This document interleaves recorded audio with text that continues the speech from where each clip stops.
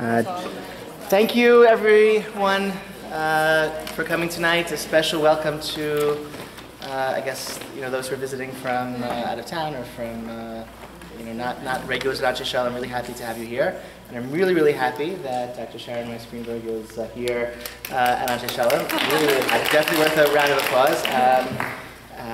I've known Sharon for a number of years, and for several of those years we worked together as campus educators, and Sharon and her husband were at Harvard and we were at Princeton, and that was a very fun context in which to collaborate and commiserate and all sorts of things. And I'm really, really excited that Sharon is now heading JOFA, which is an organization that has really meant a lot and done a lot, and it's a good thing that you're at the helm now, and just looking forward to great things you're going to do. And thank you for sharing some thoughts with us here. Thank you so much. It's mutual. It's nice to be there. We were kind of the JLIC, Harvard, Princeton couples. We really did commiserate together. There was a bonding experience. Make sure to edit that out. Okay. Okay. Before I jump into the shiur, I want to go ahead and first tell you a snippet about JOFA and encourage you after this to go ahead and peruse the materials over there. And what's really exciting is that in about 4 months or so, we're going to have another Tashma publication, which is a serious halachic work about ways that women can solidly and confidently know that they can have a strong role in a variety of rituals. There's one that's coming out very soon by your Rabbanit, or impressive Sarah Wolkenfeld, Kohen, but also in her choice of marriage. Okay, so she wrote, it's over 100 pages of publication about women leaning Megillah. So we're really excited about that. JOFA's been excited about this happening for a while, and now it's actually almost in the layout stage. So you should be proud of your community's active involvement and contributions to JOFA. I love the applause. Okay. So what we're going to talk about today you may not think that it necessarily has to do with JOFA, but don't worry, we will tie it in. We're going to talk about the Kohen and what might exclude a Kohen from being able to perform his task. And as many of you may or may not know, what visible, what could disqualify a Kohen from serving Am Yisrael, from serving the Jewish people? Physically disabled. Some sort of physical something. So we're going to start with the first source, which is the Tosafta and Megillah from Tannaitic times, from 2nd century or so. I'm not sure, does this congregation, do you guys like to read the sources? Do you like me to read the sources? Since we don't have any vowels, you read. How about our scholar here? Go ahead. Kohen שישפלו בפניו בידיו וברגליו, הרי זה לא יישא את כפיו שאנו מסתכלים בו. ואם היה חבר עיר, הרי זה מותר. Sure. A priest who has a blemish on his face, his hands, or his feet should not perform the raising of the hands in synagogue because the audience will look at him. But if he was a chaver of the city, this is permissible. Okay, so first let's start with, how many of you have been in shul for Birkat Kohanim, when all the Kohanim come up with the Talitim and cover themselves? Okay, how many of you are checking out their hands when they're doing that? You can't see them. Yeah, you can't. Okay, so what are the hands doing? What Star Wars stole from our tribe.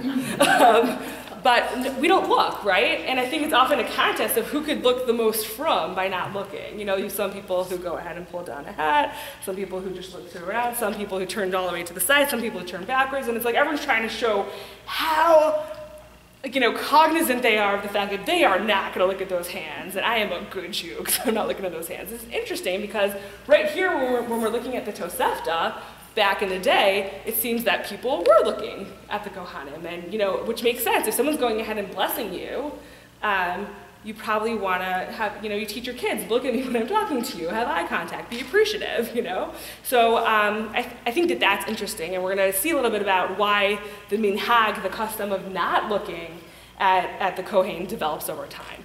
But it seems now that the reason that a Kohen who has some sort of a blemish cannot perform Birkat Kohanim, the priestly blessing, is because it would be a distraction. Like the person's going ahead and is reciting words of Torah, and you're like, oh my God, do you see that zit on their face? That's really embarrassing. How could they be up there? What is going on? Okay, and then we have the sort of a modifier here, or counter argument. V'im haya chaver ir harei ze mutar. So if they are a chaver of the city, this is permissible. Does anybody know what the term chaver means? Friend. So it can mean a friend, right? So let's say we go ahead with the definition of friend. A member, okay? So it means someone that you know, so if it's my friend, I'm not bothered by it, perhaps. Does anybody know in the Talmud what a chaver could be? One you learn with.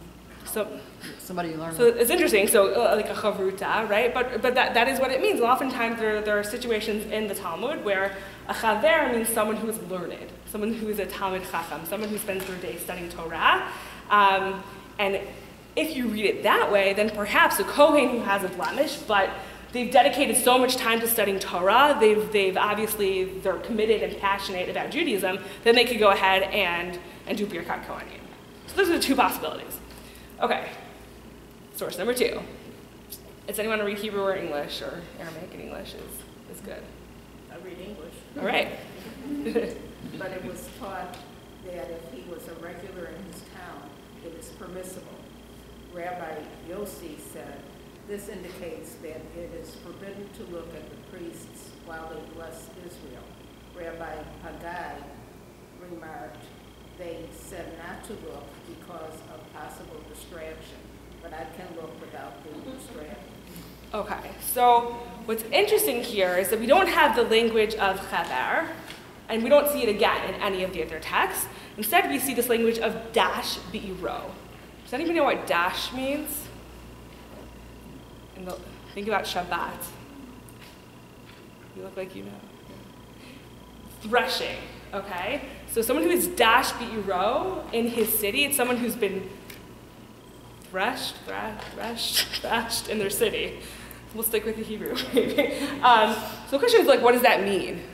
And basically what we're going to see over and over is that someone who's been around the block, someone who everyone knows, when you walk into Mills, no one's surprised to see them there. And so if they have something awkward about their appearance, everyone knows who this person is, and they're not distracted by it. So if you have someone who's dash be'iro mutar, it's permissible.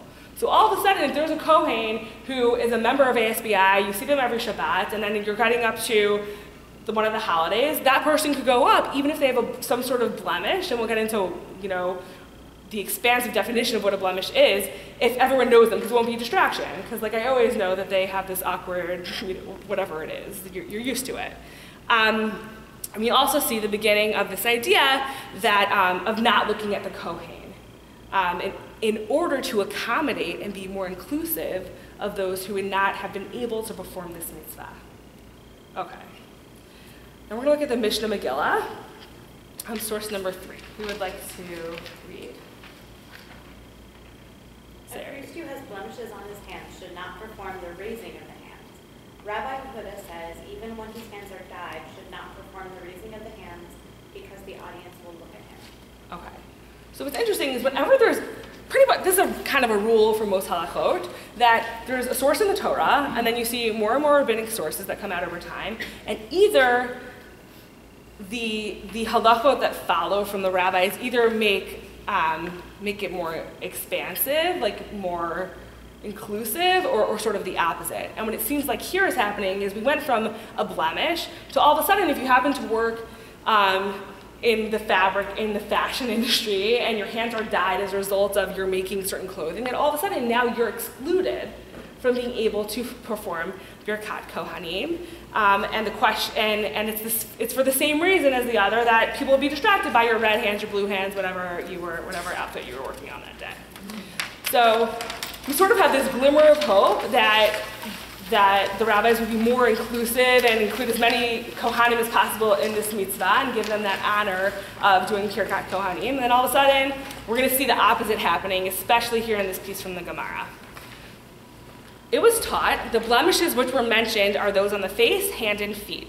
Rabbi Yeshua, son of Levi, said, if his hands are spotted, he should not perform the raising of the hands.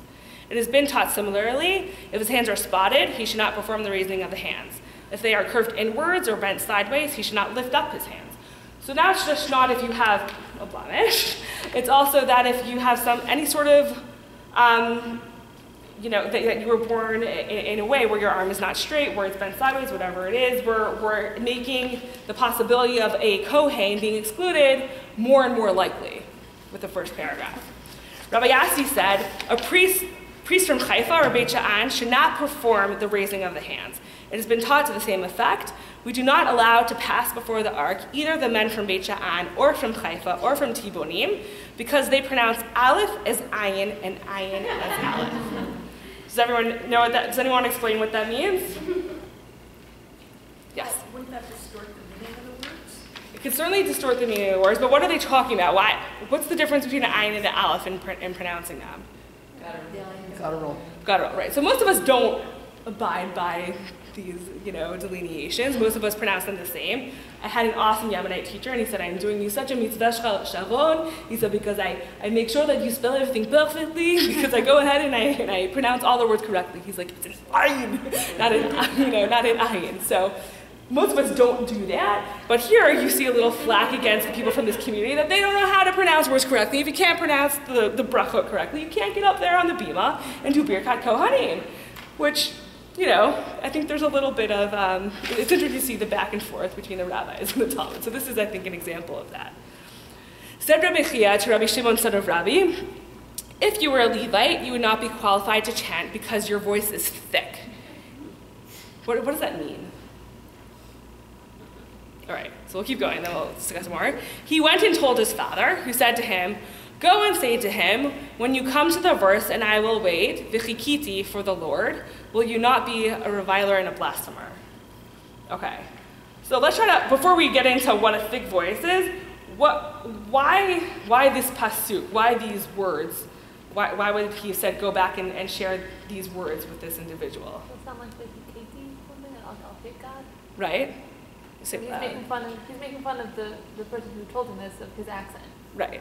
He just like disses him back. So what's the accent? That instead of saying a chet, you'll say a hey, and it means I hit God instead of I'm waiting for God. All right, so it's a diss. It's a diss here. What's happening is he couldn't pronounce the letter chet. He's saying you can't pronounce the letter chet, and all of a sudden that has a very different connotation if you change the chet versus the hey. And it's a way of saying if you can't go ahead and pronounce this, you're saying I can't pronounce this. Look, I'll show you what happens if you mispronounce things. How I can insult you with this pasuk. Okay. Rav Huna said, a man whose eyes run should not perform the raising of the hands. But was there not such person in the neighborhood of Rav Huna who used to do so? The townspeople had become accustomed to him. He was dash be'iro. It has been taught to the same effect. A person whose eyes run should not lift up his hands, but if the townspeople are accustomed to him, if he's dash be'iro, he is permitted. So this is what's very important. So what we've done is we've outlaid a variety of reasons why a Kohen cannot go ahead and perform Birkat Kohanim. The first sort of sources make it clear if they have a blemish, and then it becomes more and more expansive. A blemish, if I don't like their accent, if they have a job that I don't like where it dyes their hands and it's distracting. There are more and more reasons why a Kohen is excluded. And then all of a sudden here, you have Rav Huna who says, listen, most Kohanim who have runny eyes, they cannot perform Birkat Kohanim, but I know a guy, and he's dash biro. He's my friend. We hang out together, we play cards together, whatever it is. I know him, and I won't be distracted. He's dash biro, and it's okay. So what's interesting here is that not only is Rav Huna's friend allowed to perform Birkat Kohanim in that sole community, we then create a rule where all Kohanim, if they have runny eyes, it's not a problem. We take this exception, and all of a sudden, it's acceptance. That's the title of the shiur. But I think what's interesting here is when you think about racism and sociology and what have you, and I'll choose a very neutral example. Let's say there's this stereotype that all people who wear blue are good at math, okay? There are lots of blue people phenomenal at math for whatever reason. There's some scientific thing that people who are lovers of Excel and what have you, they are attracted to the color blue. And then one day you meet someone who wears orange and is extremely adept in their mathematical skills. So you have two options here. Either you could go ahead and say, I was wrong, and maybe everyone maybe people from all colors, people who are all a variety of colors can be good at math.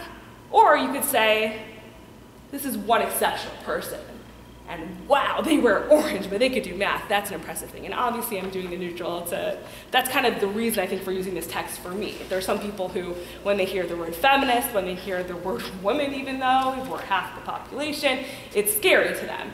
So, they have a right to be. So here we have this example, which I think is really profound, where Rav Huna says, I know an example of a Kohen who it would be no problem whatsoever, and then as a result of that, for the entire Am Yisrael, that should no longer be a rule. That anyone who has runny eyes, not a problem. It's fine. Okay. Then we're going to see it one more time here. Rabbi Yochanan said, a person who is blind in one eye should not lift up his hands. But was there not such one person in the neighborhood of Rabbi Yochanan who used to perform the raising of the hands? The townspeople were accustomed to him. He was dash b'iro. It has been taught to the same effect. A person who is blind in one eye should not perform the raising of the hands, but if the townspeople are accustomed to him, he is permitted. Yes? I'm sort of, maybe I just don't agree with the reading of it, but it seems like they're still seeing it as an exception.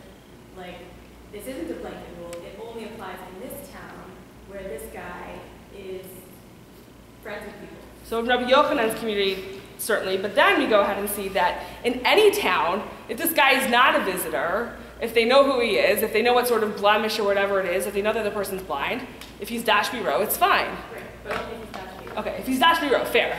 Yes, okay. The important thing is here that the person has to be dash b'ro. So, truth be told, if I came, perhaps this would be considered a blemish, and I come to ASBI, forget the fact that I'm a woman and not a Kohen, but let's say I want to go ahead and perform Birkat Kohanim, it could be problematic because you don't really know me, and you're totally distracted now. You're not listening to me at all because there's the blemish. So it has to be dash b'iro. And an example that I give sometimes for Because I was really distracted. I know. Hold on. So it's interesting. An example that I give in terms of being a distraction, and I said this at a college campus, and I said, I did this past week at Camp Stone, and I said, Cindy Crawford. Do you guys know Cindy Crawford? And nobody knew Cindy Crawford. But hopefully some people in here know Cindy Crawford. What is she famous for? The mo. Her mom, right? Her blemish is right over here. Everyone was copying it. Everyone was buying eyebrow pencils and either covering up zits, but also just going ahead and pretending that they had a birthmark over here. She was dasha be'ira in all of America. She was well known for this what was a mom, what was a blemish, was a beauty mark. And I think that that's what needs to happen in this sort of situation. But what's interesting is that you don't need a psak. You don't need a rabbi to decide halacha in each city. The reality is that as long as people are saying this person is not a distraction, they can go ahead and perform Birkat Kohanim. So in that way, it really does become a rule. You don't need individual rabbis to say, well, this person comes in 3 times a month, or do they count? Do we know them? It's a generalization that really becomes the way it is. And that happens with a variety of things. There's some things that become custom, they just happen the way they are, and it doesn't matter whether or not they really are a regular member of the community. If they would come, they're a Kohen, on a Chag, on a holiday, they could go up and do Birkat Kohanim. Okay. So now we're gonna bring this into the sphere of Jofa with source number 5. Isha etzel ba'ala. There's a woman sitting next to her husband. Lo ba'ya. So it's a Gemara in Pesachim. So we're talking about Pesach, and the question is whether or not a woman can lean at the Pesach Seder. Lo ba'ya hasiba v'im isha chashuva hi tzricha hasiba. So if a woman's sitting next to her husband, she doesn't need to lean. But if she's an isha chashuva, if she's an important woman, she needs to lean. So, who is an isha chashuva? What makes a woman important? What do you think? Her spouse.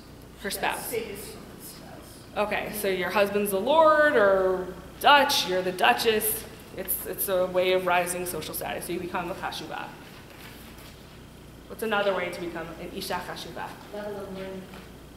Okay, so a woman who is a scholar is chashuva. And we see both of these types of people recorded in the Gemara. You see Eshet, Rav so-and-so recorded in the Gemara, and you also see sometimes exceptional scholarly women who are recorded in the Gemara. And we would imagine that they would be considered important.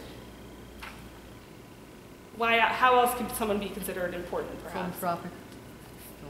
Philanthropic, someone of means. And the question here could be, why do they have to be chashuvah? Why can't all women lean in, if you will? Why can't everyone go ahead and lean in at the Seder table? I think what's interesting here is the fact that in the times of the Gemara, and I was learning this in relation to Baba Machteret in Sanhedrin, where there's a situation where if an intruder comes into your house, can you defend yourself? Can you defend your house? Can you kill the person? You know, what's the law? What's allowed? And it came into this whole question of why someone would give up their life, why someone would risk their life in order to kill the intruder or to defend themselves, and what money means to people. And as a result of this conversation, my chavruta and I decided to look into how could women own things. And when it really comes down to it during the times of the Gemara, it's pretty complicated for women to own much of anything. I mean, there are pretty strict boundaries and guidelines, and most women were not owning things. And when you think about the Pesach Seder and the reason for leaning, why do we lean? Why do all people lean today during the Pesach Seder? Free. It's the reason that it's the most celebrated holiday for Jews in America. It's about freedom. It's a universal value. The question here was, are women free? Do they really have a voice? Do they matter? And it seems like the answer from the Gemara is some. They're exceptional women. And what I'd like to argue here is that we shouldn't need exceptional women all the time in order to have access to Judaism, in order to have access to lean in our Pesach Seder table. I was having a conversation, one of the initiatives that JOFA recently took on is we have a Women in Clergy Committee, and it's made up of women from Nishmas Yoetzet Halacha program, from women from the GPAT's Advanced Talmud program, from the Drisha Scholarship program, from Yeshivat Maharat, from Yeshivat Harel, from Midrashat Lindenbaum, from Matan, a number of people with advanced degrees in Jewish studies. And we were talking about how to build a field and how to advance these women's careers individually, but also like how to make it known that this should be something that people are looking for. And one thing that came out is that we shouldn't, all the women at the table shouldn't need to be outstanding women.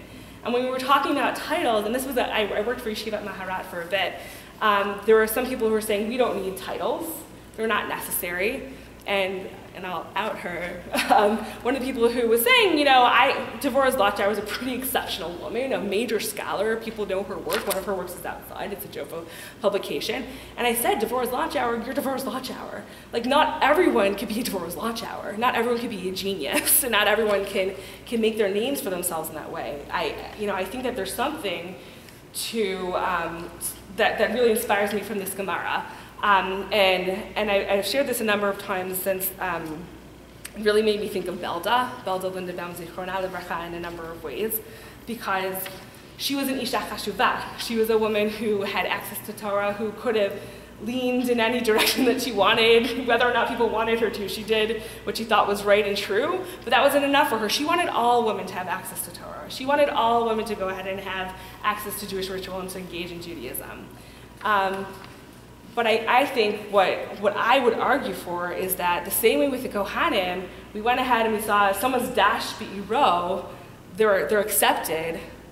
I think we need to figure out a way for women to be dasha be'ira, for all women to be considered townspeople, that we're recognized, that we're here, that we matter, that we're not a distraction, that having us not here maybe would even be a distraction, that we're so integral to the part of to the Jewish community that you can't imagine it without us.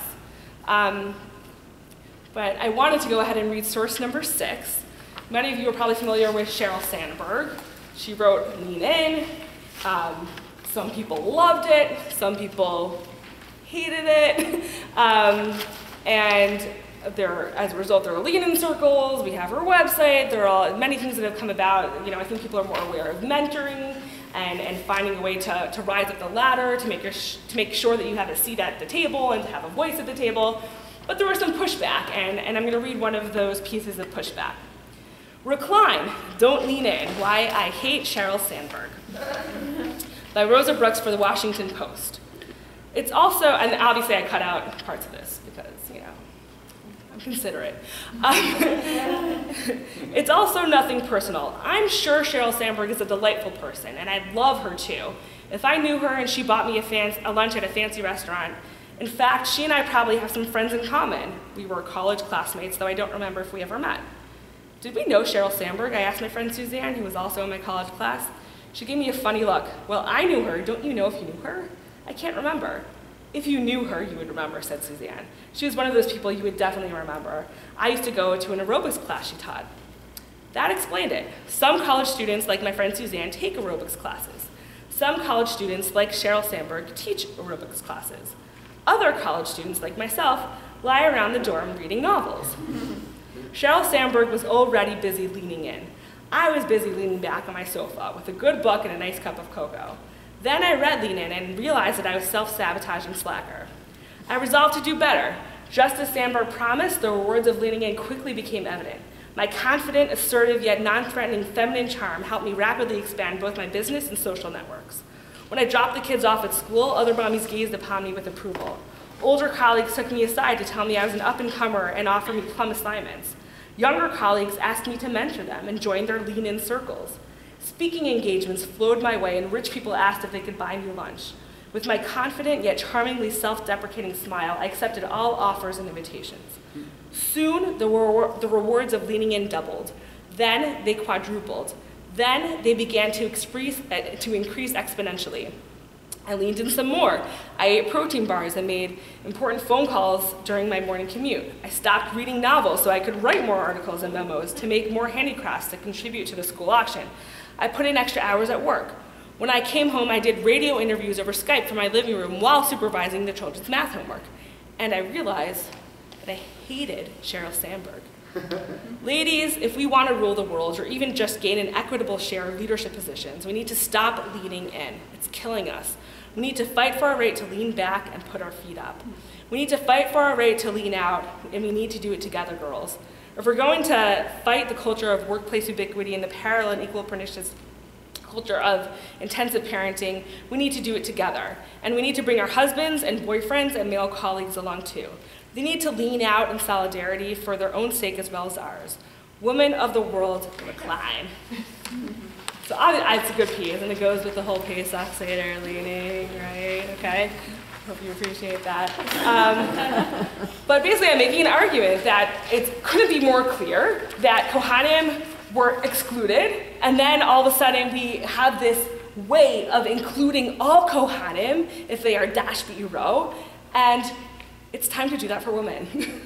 It's time to not expect every woman to be this phenomenal, exceptional, superpower type of human person. That every woman has to be, totally fluent in every rabbinic text in order to have a voice. That every woman has to go ahead and be, the first one in every session of tefillah or whatever it is in order to matter, in order to be able to serve on a board or whatever it is. I think it's time for us to all understand that Halacha has a way of being inclusive and expansive in so many arenas. It's a value within Judaism, inclusivity, and it's time to make it known that the same applies to 51% of the population. So I'm happy to take questions about this, and then I'm also happy to then share with you why I think this, let me tell you about Jofa, and then I'll open for questions. In terms of Jofa, I think that this text is a great way of introducing what we do, because we have two main areas of focus. One is women in leadership, both lay and professional leadership, and expanding roles and giving women a voice and making sure that we can all make a difference and matter and be empowered in our communities. And the other is that of women in ritual. And Jofa's changed ritual. It's because of Jofa that Simchat Bat is a given from the more left wing to the more right wing. You're going to acknowledge the birth of your children, of your daughters and your sons. It's because of Jofa that bat mitzvah ceremony it's not a question of if you're going to have one, it's maybe a question of what type of ceremony you want to shape. And what we do is we provide resources for people. We help guide them and give them options and shape them to meet the needs of that individual child who's becoming a woman. You know, it's a given that if you're getting married, that you're going to go ahead and really think about how am I going to give kibutim, how am I going to give honors to women?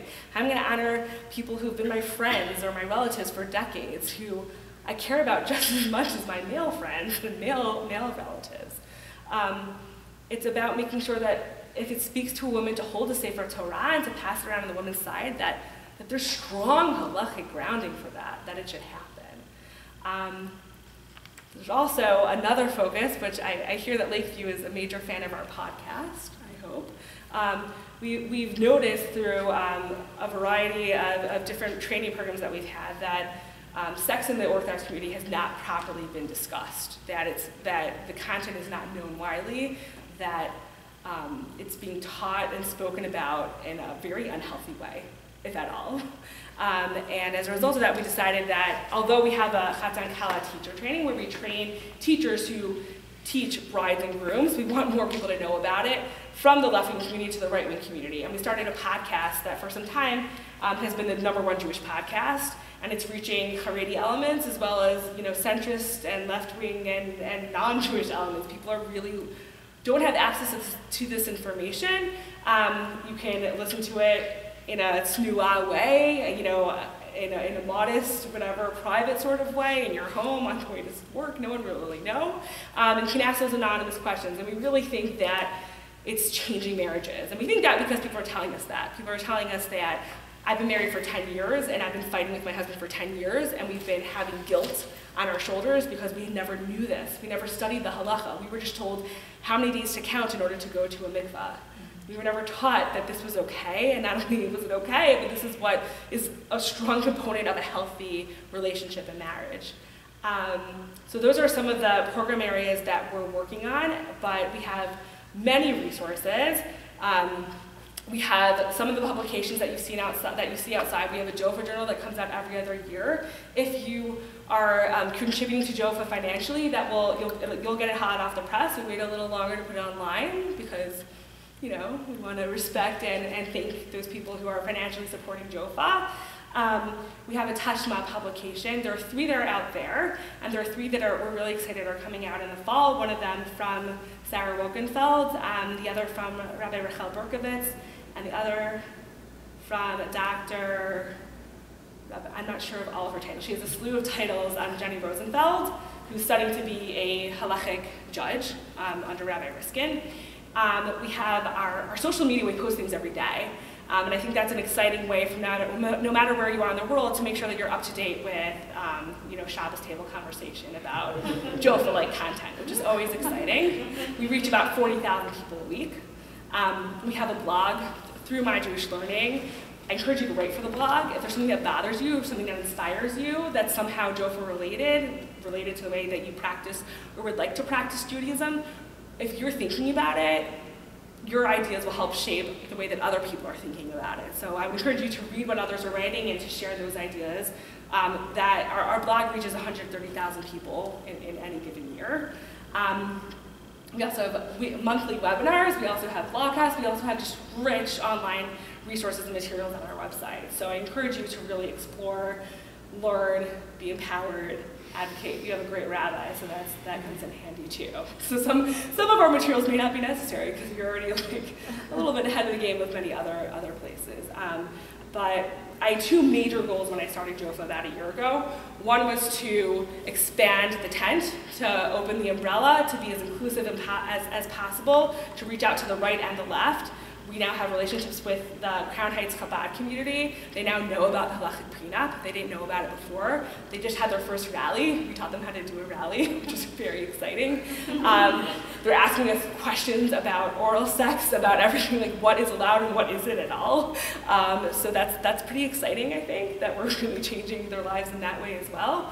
And my other goal was to have Jofa being active on the ground in as many places as possible. And as someone who spent most of my life outside of New York, I really felt that it was important for JOFA to have an active, to be actively engaged with in communities throughout America and throughout the world. So a number of years ago, we started JOFA UK, which has been extremely active. Our JOFA UK ambassador is Dina Brower. She's run conferences, she's run bat mitzvah classes, she's taught, she's spoken on BBC many times. She's really doing a phenomenal job.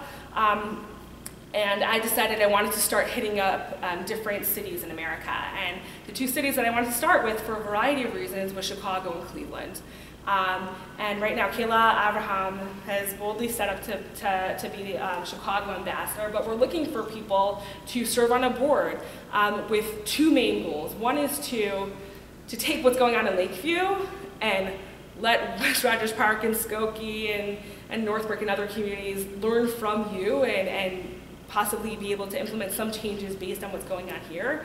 And there are some things going on in Skokie, West Rogers Park, and Northbrook, and there may be communities that I don't know about as well, because I don't live here. And having this sort of place where ideas can be exchanged, where we can empower each other, where we can test each other, push each other to better each other, to learn together and what have you, to share our resources to improve everyone. And at the same time, I think that individual communities can be inspired, and inspiration really comes with some discomfort. It's also acknowledging some of the things that may be missing, acknowledging some places where we could be going, where there's room for improvement, to go ahead and set objectives and set goals and think about how we can shift that paradigm to be more inclusive, to engage more people, both men and women, in the Jewish community. And I think that if you're bold enough and not too timid to really engage and really consider that things can be even better, that we can all get there together. All right. So with that, I'm happy to take any questions either about the shiur or about JOFA. Yes. I looked at JOFA's website. Mm-hmm. I was hoping I could find a mission statement, but I didn't. If you go under JOFA, who we are, there's a mission statement and history of JOFA. I'm going to turn off the camera at this point. We discussed this earlier.